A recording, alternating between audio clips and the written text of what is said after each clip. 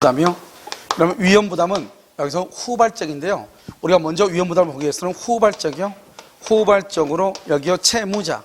채무자가 매도인이죠. 채무자가 잘못을 했느냐. 또는요 채권자. 채권자가 매수인이죠. 매수인이 잘못했느냐. 또는요 쌍방. 쌍방이 잘못이 없느냐 이 말이죠.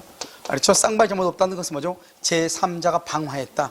지금 우리나라에서요 장마가 오래돼가지고 이렇게 장마로 인해서 천재지변이라고 얘기하는 거잖아요. 이것을 여기서 뭐죠? 쌍방이 잘못이 없다 이 말이죠.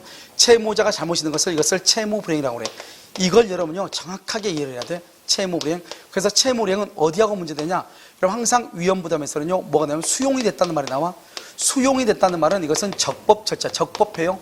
그러니까 이때는 불법행위란 말이 나오면 돼, 안 돼요? 안 돼. 채무불행이란 말이 나오면 돼, 안 돼? 안 돼. 그래서 항상 채무불행은 잘못이 있어야 돼, 잘못. 그런데 수용은 적법한 행위거든요. 그래서 채무불행이란 말이 나올 수가 없어. 채무불행이 있을 때 계약을 해제하고 원상회복을 청구하고 손해배상을 청구할 수 있다 이런 말이고요. 채권자가 잘못했다, 쌍방이 잘못 없다, 이것을 우리는 위험부담이라고 얘기하는 것이고요.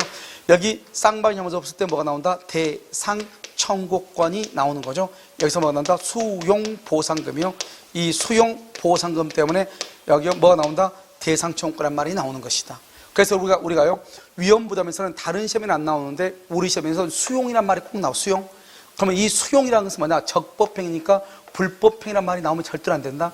채무불행이란 말이 나오면 절대로 안 돼. 일단 이 두 가지가요 수용이란 말이 나왔을 때는 나올 수가 있다. 그 다음에 여기서 뭐가 나온다? 수용이니까 수용보상금이 나오죠. 이 수용보상금의 반환을 뭐 할 수 있다? 청구해야 돼. 청구해야 되지 당연히 보상금이 내게 되는 것은 아니다. 그래서 이것을 대상 청구권이라고 얘기하는 거예요. 그래서 나한테 반환을 뭐 할 수 있다? 청구할 수 있다. 알겠죠? 이 말을 정확하게 알아야 되고요. 그 다음에 수용보상금은 쌍방이 잘못이 없는 것이니까 알겠죠? 위험 부담의 문제로 갈 수 있다. 먼저 잘못한 것이 뭐다? 첫 번째 채권자. 채권자 누구죠? 매수인이죠? 잘못으로 건물이 멸실됐다. 또는요 여기 또 나오죠? 우리 아까 채권자 지체란 말은 딱 두 군데서 시험에 나온다겠죠. 하나는 뭐다? 방금 봤던 동시행 항변고, 또 하나는 뭐다? 위험 부담. 여기서 뭐냐? 채권자 지체 중 수령 지체 중 쌍방의 잘못 없이 건물이 멸실됐다. 미리 채무자 미리 채권자에게 뭘 했다? 인도를 했는데 멸실이 됐다 이 말이죠. 알겠죠? 이런 경우는 다 채권자한테 인도, 채권자 지체, 채권자가 잘못 이 말이죠. 그러면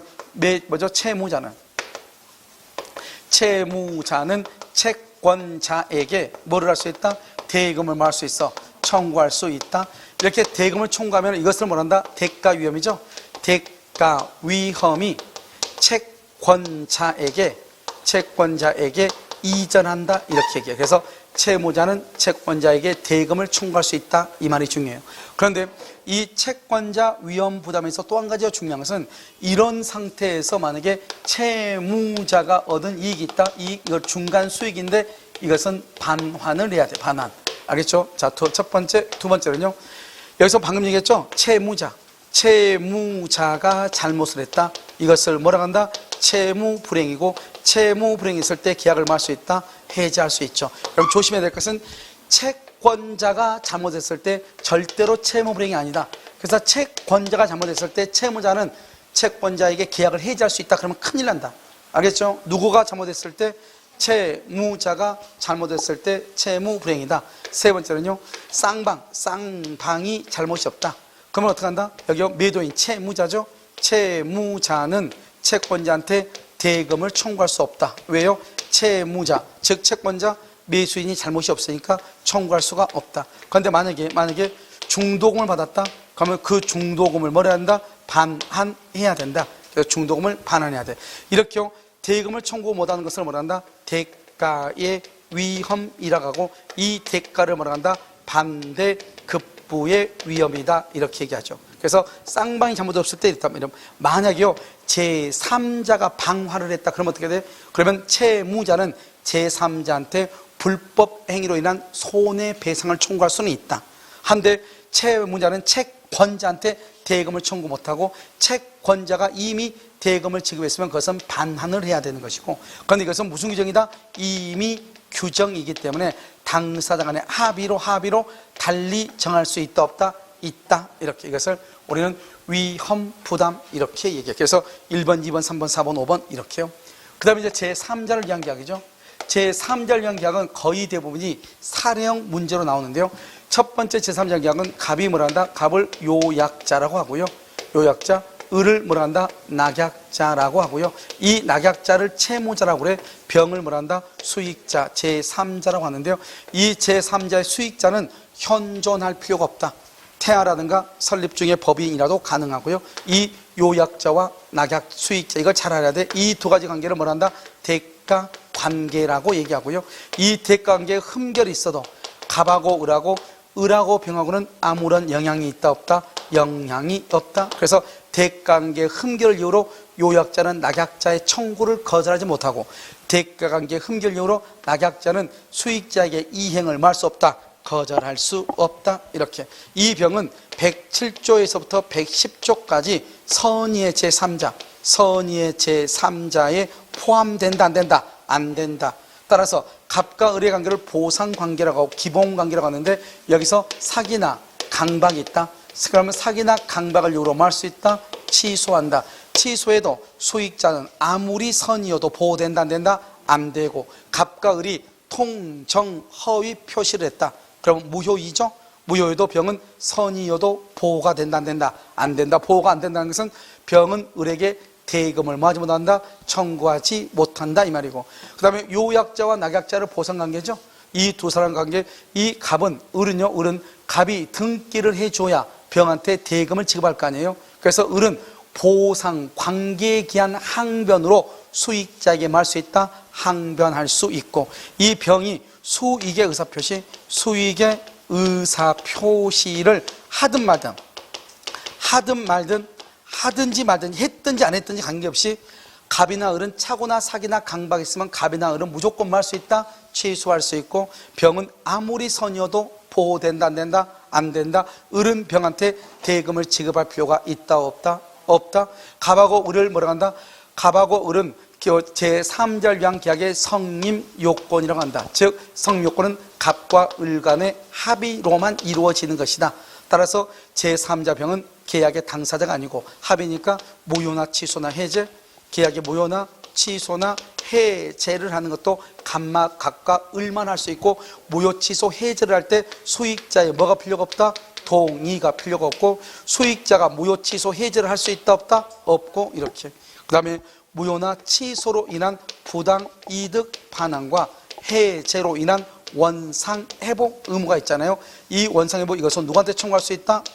병에게 청구할 수 있다 없다? 없다. 이렇게. 누구한테만 청구한다? 갑과 을한테만.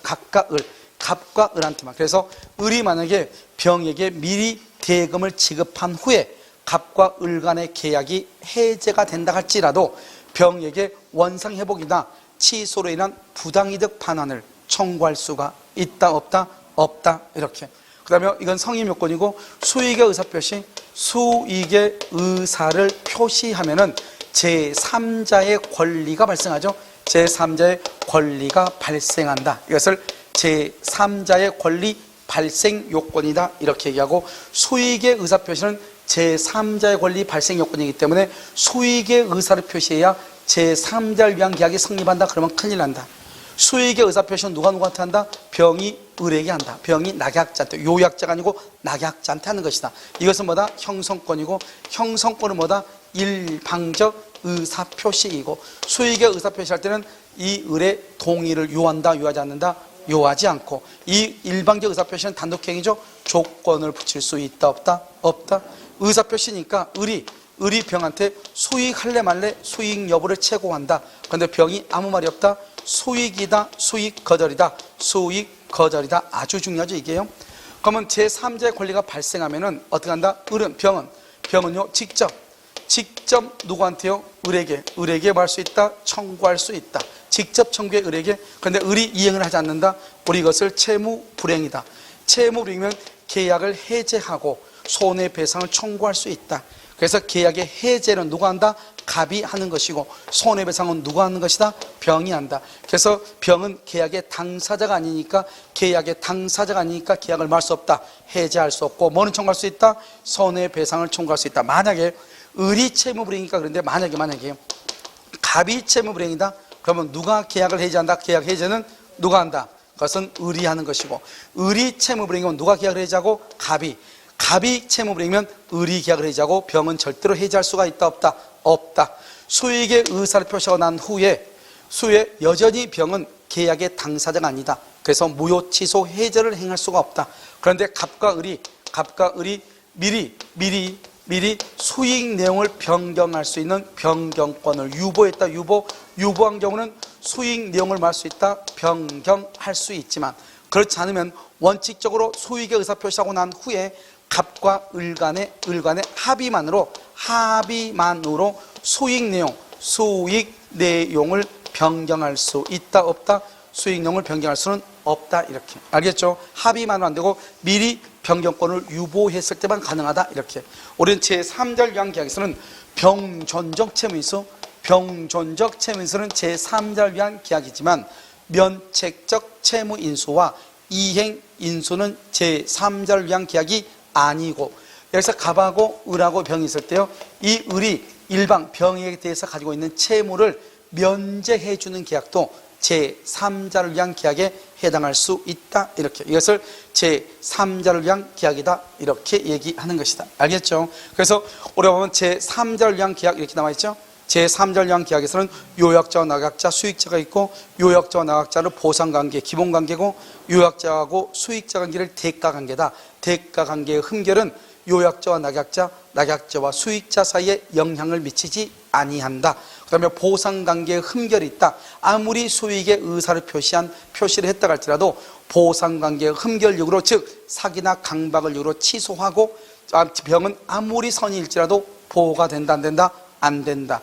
그 다음에 우리가 갑과 을 간의 합의만으로 제3절 위한 계약이 성립하고, 무효 취소 해제도 갑과 을만 할 수 있고 병은 할 수가 없고, 부당이득이나 원상회복도 누구만 한다? 갑과 을만 할 수 있다. 그래서 을이 병에게 미리 중도금을 지급하고 난 후에 계약이 무효나 취소나 해제가 됐다 할지라도 수익자 병에게 반환을 말 수 없다. 청구할 수 없고, 수익의 의사를 표시하면 제3자의 권리가 발생하는 것이고, 제3자를 위한 계약이 성립되는 것은 아니다.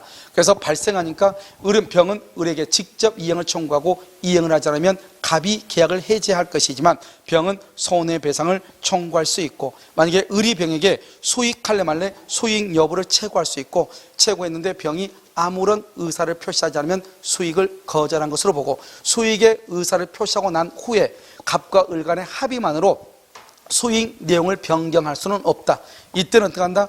미리 변경할 권리를 유보했거나 수익자의 동의가 있으면 그때는 뭐다? 가능하다. 이 말이죠. 이것을 뭐라 한다? 제3자를 위한 계약이고, 이렇게 위험부담과 제3자를 위한 계약은 거의 대부분 다 뭐로 시험에 나온다? 그것은 사례형 문제로 시험에 나온다. 이 말이죠. 그 다음에 이제 계약의 해제죠. 계약의 해제는 세 가지가 있다. 첫 번째 합의 해제가 있고, 그 다음에 약정 해제가 있고, 그 다음에 뭐가 있다? 법정 해제가 있다. 이런 말이죠.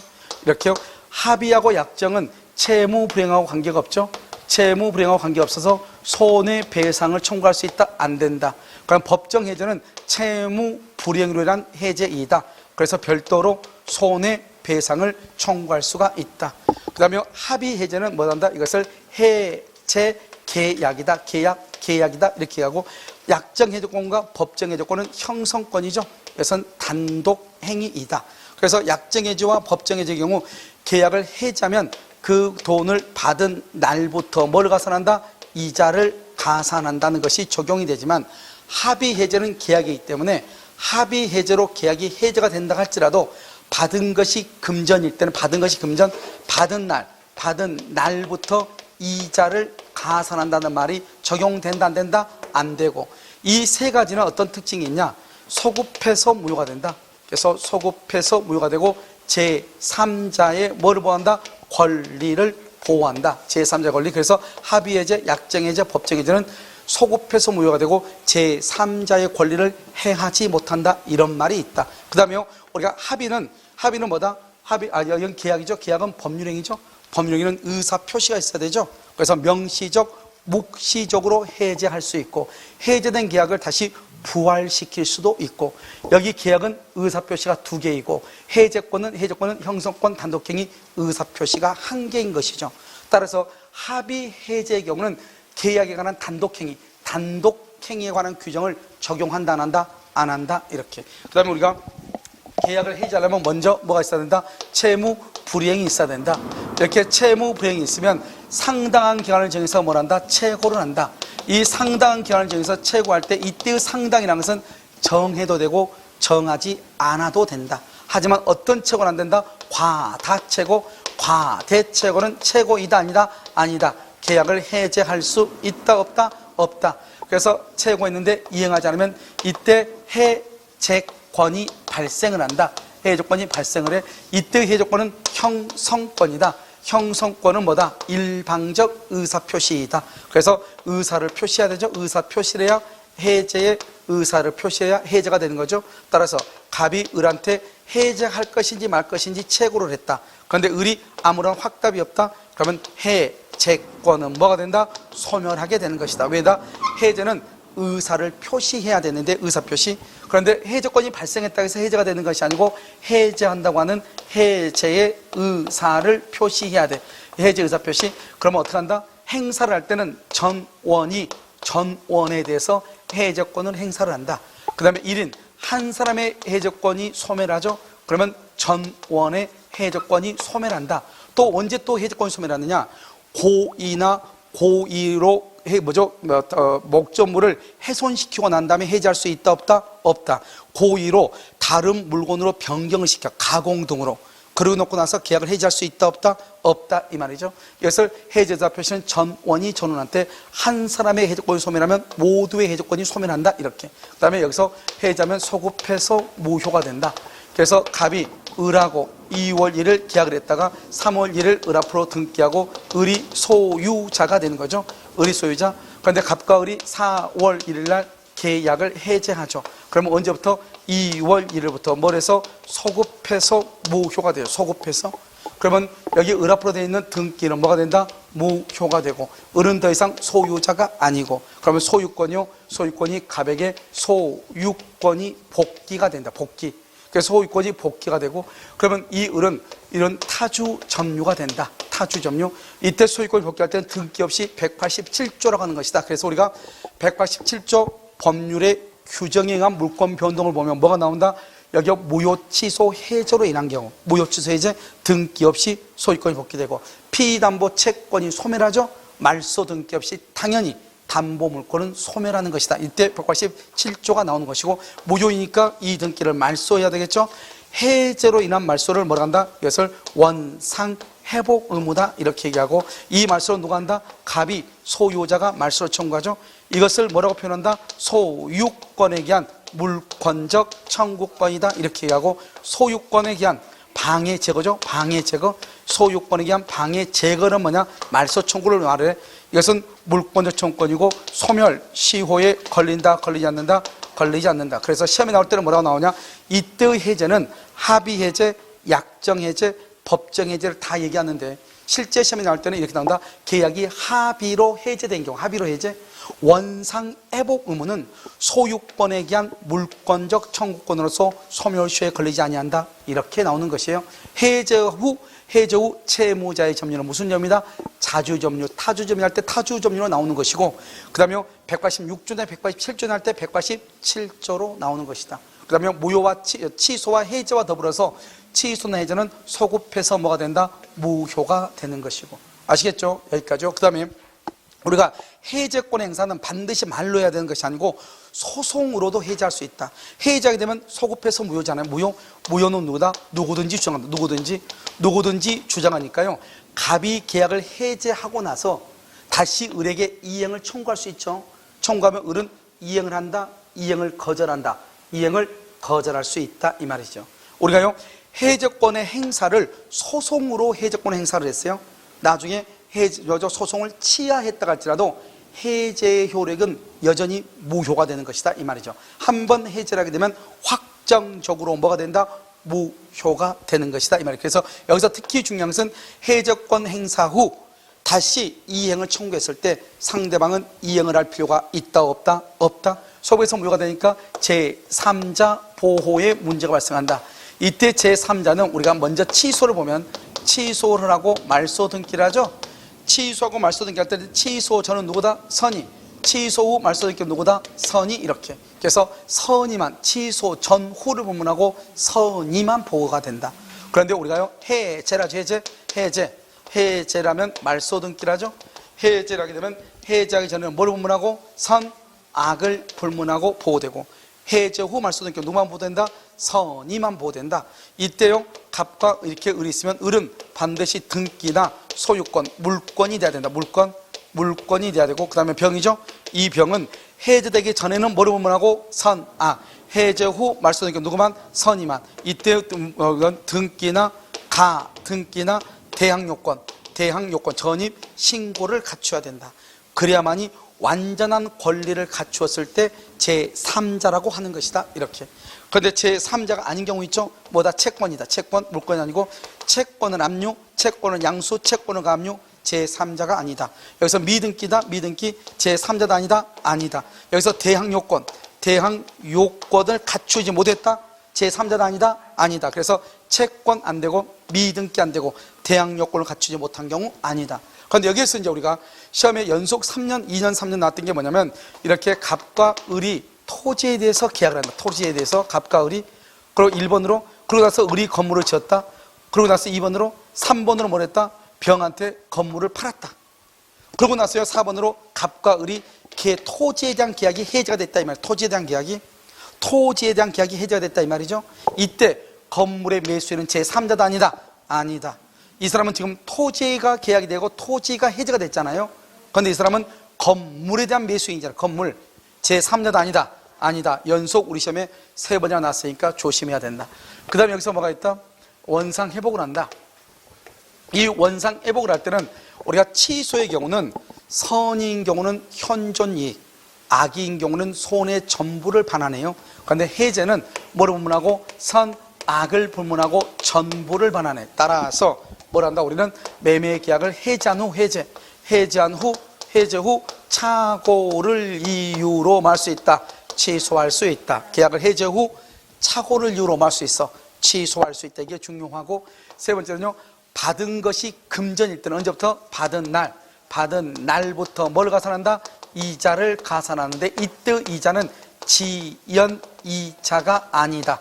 뭐다? 부당 이득의 성질이다. 이게 중요하고, 이때 이자에는 채권자 뭐죠? 과실상계란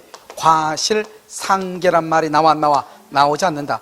과실상계는 우리가 표현 대리에서도 과실상계가 나와 안 나오죠. 해제로 인한 원상회복 의무에서도 과실상계는 나오지 않는다. 과실상계는 채무 불행으로 인한 지연이자. 그런데 여기는 지연이자가 아니라잖아요.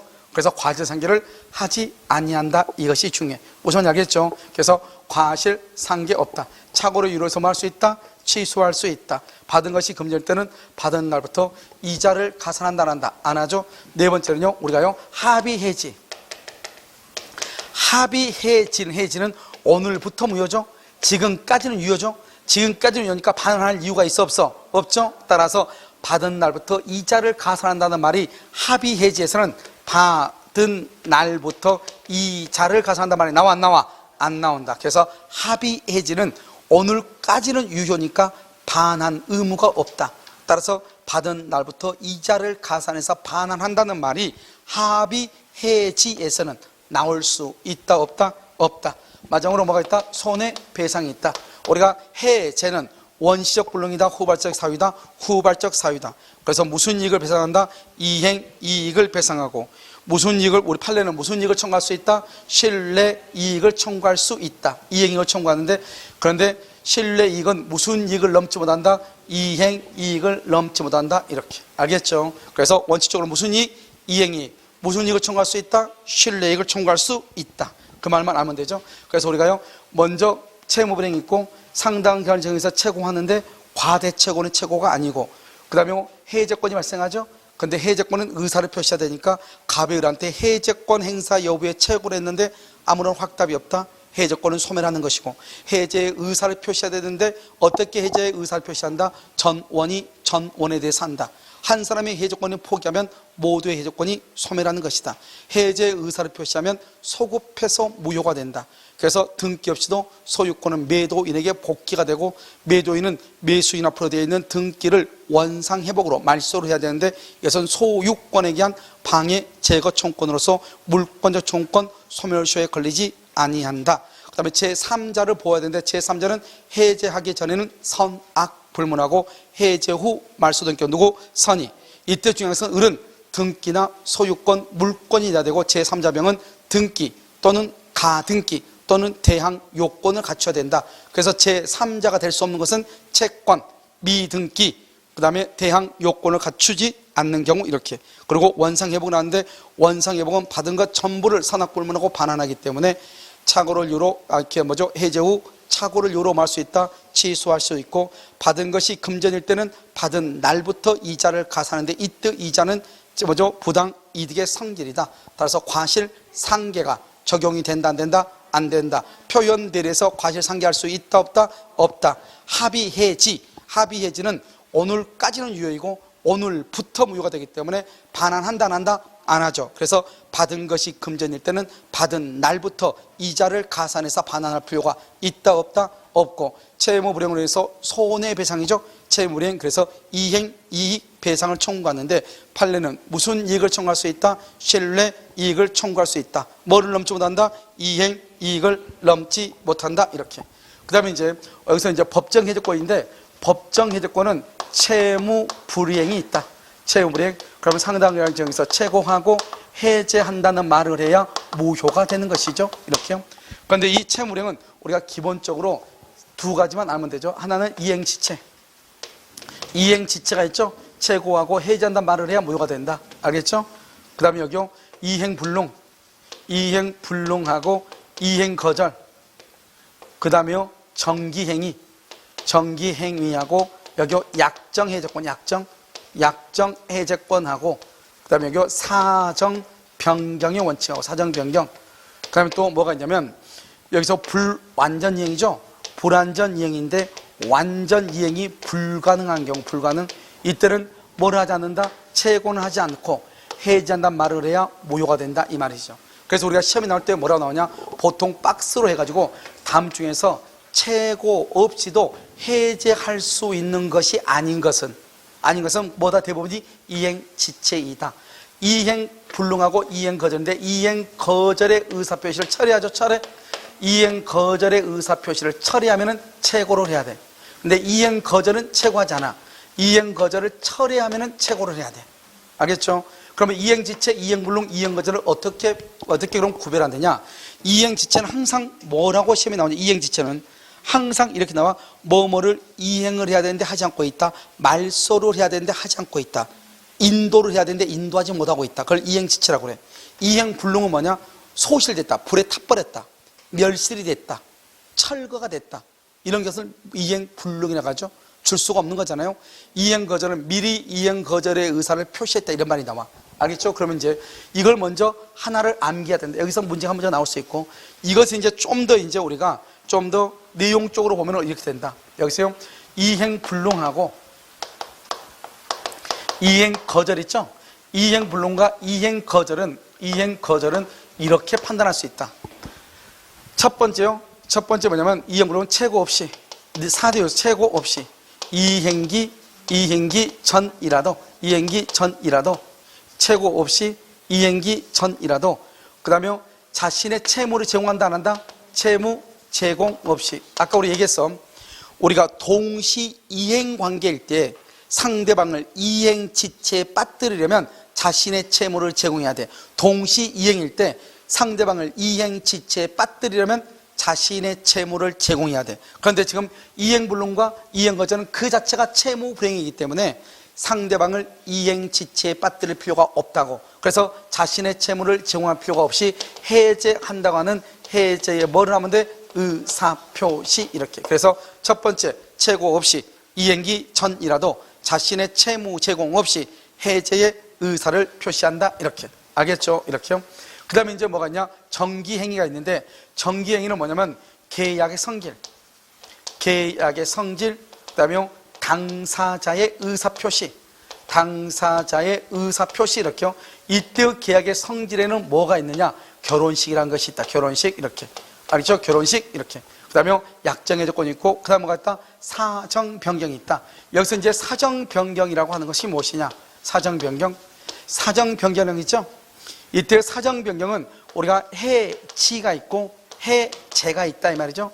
해지는 확정 채무에 대해서 보증을 쓰고 해지하면 그것은 해지가 안 되고, 불확정 채무, 계속적 보증이죠. 이때는 해지할 수가 있다. 시험에 잘 나오지 않아. 다른 시험에는 잘 나오는데 우리는 해제, 원래 사정 변경을 이유로 해제를 못한다.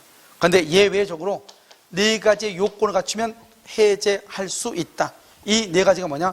첫 번째, 계약 체결 당시, 계약 체결 당시 애견을 못해야 돼. 애견하지 못해야 돼. 그 다음에 계약 체결 당시 애견하지 말고 양 당사자, 한 사람 안 돼. 일반 그러면 안 돼. 양 당사자에게 책임이 없어야 돼. 책임이 없어야 되고, 이때 사정이라는 것은 객관적 사정을 얘기하는 거지 주관적 사정을 의미하는 것이 아니고, 사정이 변경되었음에도 불구하고 계약을 반드시 지키라고 한다면 신의 측에 현저히 반해야 돼. 신의 측에 현저히 반해야 된다. 이런 4가지 요건을 갖추면, 그래서 시험에 정답으로 나올 수 있는 것은 체결 당시, 체결 후 그러면 안 돼. 그 다음에 양 당사자가 잘못이 없어야 되지 일방이라도 잘못이 있으면 안 돼. 그 다음에 객관적인 사정이지 개인적 또는 주관적 사정은 사정이다 아니다? 아니다. 여기까지를 말한다. 계약의 해제권이다. 이렇게 얘기를 하는 것이, 알겠죠? 잠깐 쉬도록 그렇게 하겠습니다.